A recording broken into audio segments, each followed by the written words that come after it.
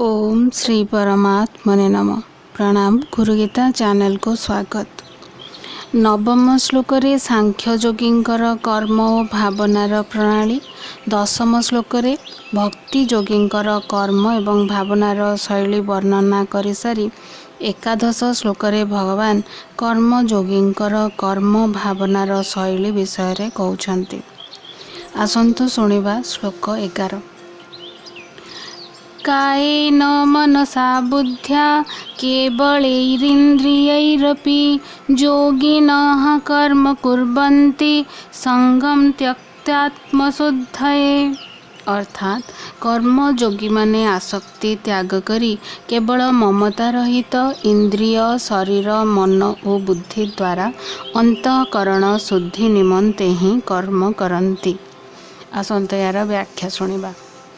कायेन मनसा बुद्ध्या केवलैः इंद्रियैरपि, अर्थात साधारण मनुष्य कायेन अर्थात शरीर को, मनसा अर्थात मन को, बुद्ध्या अर्थात बुद्धि को और इंद्रिय गण को निजर बोली मानि नेइछन्ति, किंतु प्रकृत रे कौनसी दृष्टि भी ताहा निजर नुहे।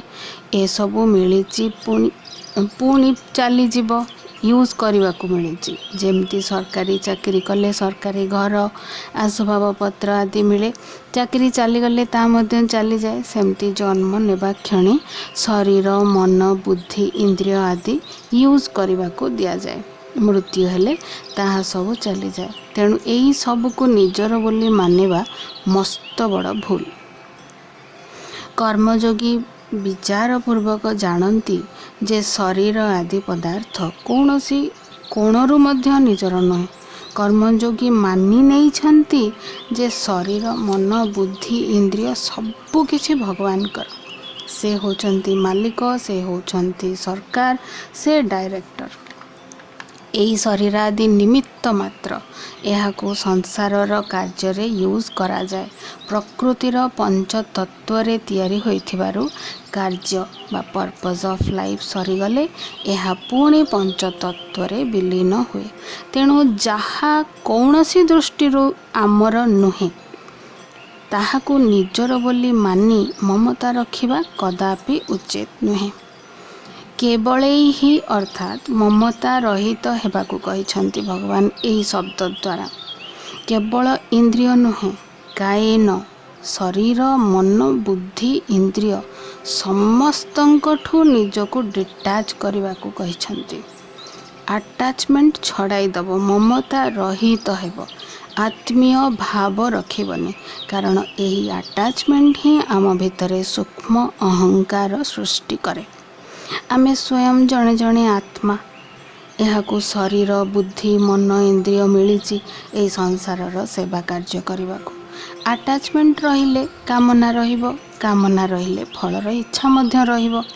भगवान काहाकू बुद्धि अधिक देइचन्ति, काहाकू कम बुद्धि देइचन्ति। बहुत बुद्धि वाला भावन्ति मोर अन्य मानक अपेक्षा अधिक बुद्धि। यह हला सूक्ष्म अहंकार। शरीर काହାର सुंदर काହାର असुंदर, सुंदर शरीर विशिष्ट व्यक्ति भावन्ति मु अन्य अपेक्षा अधिक सुंदर। यह है सूक्ष्म गर्व। कर्म योग साधना रे मुख्य है उद्देश्य आउ फल इच्छा त्याग। इंटेंशन बा उद्देश्य महत्व हवा दरकार। जे कोनोसी कर्म करने पूर्वरु आम देखा जाए तार उद्देश्यटा कौन। कर्म फल आशारे कार्य करुची ना निस्वार्थपर भाव रे कार्य करुची। मते समस्ते बाह बाह कहतु, मु भल बोली लोके कहतु, यह सब कर्मयोग साधना नुहे। कर्मयोग साधना रे उद्देश्य सबुबले महान थाए। समग्र संसारवासी पंचतत्व समस्त जीवजंतुंकर मंगल करिबा पई कर्म करा जाए। जेउथिरे समस्तंकर भल हब ताहा ही करा जाए। अन्य को खुश करने को किसी करा जाएनी कि निजको प्रशंसा पाइबा पई किसी करा जाएनी। ताकू भल लागू कि न लागू कर्म करा जिवो। एथिरे टिके भी निजर स्वार्थ नथिबो। कर्म सूर्यंक परि हवा उचित। सूर्य रश्मि द्वारा अनेक उपकार हुए जीव जगतर। अनेक रोग निवारक शक्ति अच्छी यही सूर्य रश्मि रे। ता बोली कौन केबे सूर्य केबे भावती जे मु उपकार करुची। तांको ड्यूटी से चुपचाप करती। टाइम रे आसीबा टाइम रे जीवा निज काम करी चल बास। मेघ मेघ केबे भी भावेनी मु बरसुची प्राणी मानकर उपकार करुची। गछ फल दिए किंतु केबे भी भावेनी मु जीवजंतु मु खाद्य जोगाऊची। ठीक सेमती कर्मयोगी मध्य भावती नहीं जे मो द्वारा कहार उपकार हैला कि मते समस्ते प्रशंसा करंतु। जहाँकर उद्देश्य सबुबेले समस्तंकर मंगल हेउ एपरी शुद्ध थाए तांको द्वारा आपे आपे मंगलमय कार्य सबु हेई चले। तांको सांगरे स्वयं भगवान रही तांकर शरीर मन बुद्धि इंद्रिय गण को चलांती। सेथिपाई तांकर कर्म अकर्म होई जाए, तांकर कार्य यज्ञ पलटि जाए। सेथिपाई कर्मयोगी साधक केवल निजर उद्देश्य उपरे ध्यान दे कर्म करिवार साधना करंती। समय क्रमे तांकर अंतःकरण स्वतः शुद्ध होई चले पर से माने परमात्म स्वरूपर दर्शन प्राप्त करंती। योगिनः कर्म कुर्वन्ति संगम त्यक्त्वात्मशुद्धये। संगम त्यक्त्वा विषय रे 10म श्लोक रे मध्य कुआ जाइथिला। अर्थ है डिटाच होई कर्म करिबा बा आसक्ति ममता रहित होई कर्म करिबा। योगिनः अर्थात कर्मयोग साधना करुथवा व्यक्ति माने। कर्म कुर्वन्ति अर्थात शरीर मन बुद्धि इंद्रिय गुड़िकर जो सूक्ष्म आत्मीयता बा अटैचमेंट रही जाई थाए ताकू संपूर्ण दूर करने को कर्मयोगी कर्म करंती। कर्मयोगी सर्वदा जोगारूढ़ होई कर्म करिवार साधना करंती। निजर सुख उद्देश्य रे नुहे। कारण जे पर्यंत मनुष्य कर्म करी निज पई कौनसी प्रकार सुख चाहू थाए अर्थात कौनसी फलेच्छा रखे एवं शरीर इंद्रिय मन प्रभृति कर्म सामग्री को निजर मने करे से पर्यंत से कर्म बंधनरु मुक्त होई पारे नाही। कर्मयोगींकर भावना शैली टिके अलगा। से सर्वदा जोगारूढ़ रहिबा पई चेष्टा करुथांती। कारण जोगारूढ़ रहिले ही से भगवान सहित कनेक्ट रहिबे एवं से ही जोगारूढ़ अवस्था रे ही से कर्म करंती जहा केवल अन्य मानंक पई ही हुए। कर्मयोगी सर्वदा मननशील परहित पई भाबिबा ही तांकर कर्म। से जेते अधिक परहित कार्य करि चलंती तांकठारु सेतिकी मात्रा रे ममता आसक्ति सबु दूरेई जाए। अहंकार शून्य हुअंती एवं धीरे धीरे अंतःकरण शुद्ध हेबाकू लागे। अंतःकरण शुद्धि नहेले आध्यात्म दिगरे आगेवा संभव नुहे। आमे माने किपरि निजर अंतःकरण शुद्ध करिपारिबा से विषय एक वीडियो अच्छी। वीडियो लिस्ट रे जाई देखि नेबे नहले मु लिंक दे देबी डिस्क्रिप्शन बॉक्स रे देखिबे। भावना को कंट्रोल कले ही अंतःकरण शुद्ध हेई पारिबो।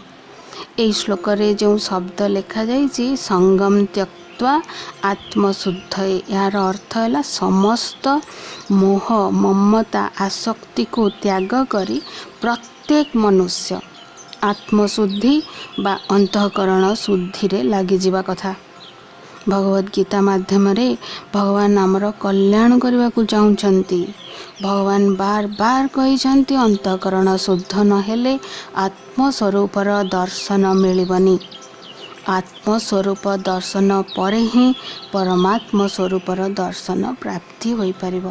तेणु मोह ममता त्याग करने को पड़िबो। आमे जन्म हैला बेले आमर अंतः शुद्धि थिला। छोटिया छुआटी देखले आमको भारी खुशी लगे। तार अमायिक हस आमको अट्रैक्ट करे कहीं ना तार अंतःकरण शुद्ध थाए। पिलाटी बड़ हो ता मुंडरे आमे स्टाम्प बसई दो तोर ना अमुक तू अमुक फैमिली रो तू अमुक जातिर धर्मर देशर। पिलाटी से आइडेंटिटी को नहीं निजर बोली मानि निए एवं जीवन सारा से आइडेंटिटी को ही बंचेबारे लगी थाए। पिलाटीए आम घरे जन्म हेले आमे ताकू शिखेबारे लगी पड़ू देख तू माँ भली कि बाप परी देखा। तेणु तू आमर छुआ आमे जो जाति धर्म परिवारर तू मध्य सैया एहीपरि अनेक ट्रेनिंग दौ आमे पिलांकु से मानि निए अर्थात तार शुद्ध आत्मा उपरे आमे गोटे आवरण चढ़ई दौ मानि नबा ही दोषयुक्त कराई थाए आमर अंतःकरण को धीरे धीरे आवरण परे आवरण आवरण परे आवरण बढ़ी चले यही अशुद्ध इम्प्राक्टिकल लेयर्स रो मैला जहाँ आत्मार शुद्धता को घोड़ाई रखिछि ताहाको शुद्ध करने को चेष्टा कले कौन शुद्ध हो जिवो हाँ हब किंतु ता सहित मध्य अटैचमेंट मोह लगी जीवो गोल अचीव हैला कि नहीं ता उपरे आमे काम करिबा बार बार चेक करिबा गोल अचीव हो गला ताले भारी खुशी लागिबो मनरे भावना चलिबो ओह मोर अंतःकरण शुद्ध हो जाइछि धीरे धीरे ताहा अहंकार रे परिणत हबो अन्य मानक आगे बड़ीमा देखई हेबे तापरे अंतःकरण उपरे अन्य एक आवरण आसीजिव अहंकार ए प्रकारर सबु दोष जदि रहीगला अंतःकरण शुद्धि केबे भी हेई परिबनी मानि नबा ही अशुद्धि मोर अंतःकरण शुद्ध हो गला मानि नेले ता मध्य अशुद्धि संबंध relationship attachment mental attachment skill intelligence education attachment परिवार जाति धर्म प्रति अटैचमेंट मु बा निज नाम प्रति अटैचमेंट योग्यता प्रशंसा मान सम्मान प्रति अटैचमेंट पोस्ट पावर प्रति पैसा प्रति अटैचमेंट जॉब अटैचमेंट ये अटैचमेंट है ममता बा आत्मीय भाव कर्मयोगी यही आत्मीय भाव दूर करने कर्म करती अंतःकरण शुद्ध हो जाऊ यही उद्देश्य से कर्म करंतिनी बरं अटैचमेंट बा ममता छड़ाइबा ही तांकर मूल उद्देश्य थाए सबु कर्मर मूल रे थाए उद्देश्य उद्देश्य नथिले तो कौनसी कार्य हो पारिबनी चेष्टा कले अनेक प्रकारर कर्म हो पारे किंतु कर्म जोग हेबनी कर्मयोगी भगवान को मने मने स्मरण करी करी परहित पई कार्य करने द्वारा तांकर अटैचमेंट बा आत्मीय भाव धीरे धीरे सबु पदार्थ व्यक्ति परिवेश ठारू छाड़ी छाड़ी चले जहाँ द्वारा अंतःकरण आपे शुद्ध हो जाए अर्थात कर्मयोगी उद्देश्य थाए आत्मीय भाव त्याग करने डिटाच करने आरंभ करती डिटाचमेंट रो उद्देश्य रे नहीं कि किंतु समय क्रमे भगवान तांको तांकर यज्ञर फल स्वरूप अंतःकरण शुद्धि प्रदान करती झीर विभागर व्यस्तता जोगु मु वीडियो करि पारुनी फ्री हेले रेगुलर जेमती होउथिला सेमती करिवि श्रोतागण मोर फैमिली भली आशा आपण माने मते क्षमा करिवे जदि वीडियोटी भल लागिला शेयर करंतु लाइक करंतु सब्सक्राइब करंतु ताहेले नेक्स्ट वीडियो आसिले आपनकु नोटिफिकेशन आसीबो आज पई एतिकी ओम तत्सत।